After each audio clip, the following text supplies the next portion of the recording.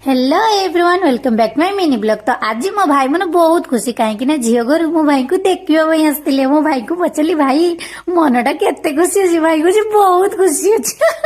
तो ये रोषे कम सब चलता तो ये रोषे चलती कहीं समस्ते भात खाई जी मो भाई मो मामा मो भाउज समस्ते कम करुले मुझे कम करी आप भावुए मुझे खाली भिड कर मुझे कम भी मुझे बाकी रहा टे समय पाइली तो से भिड करदेली आउ ये दीदी मो बसिक मजा मस्ती करुले भावुले केते कथा हो बाहागर पूरा उड्डीब एथर तो भाई को डकागला कहीं किसी पचार तो माने केमती कौन सब माने डर नागुव निहाती भाई को तो बड़ जो डर मारता तो या मुझे बोधे पाल्टा बोधे मोर पड़ो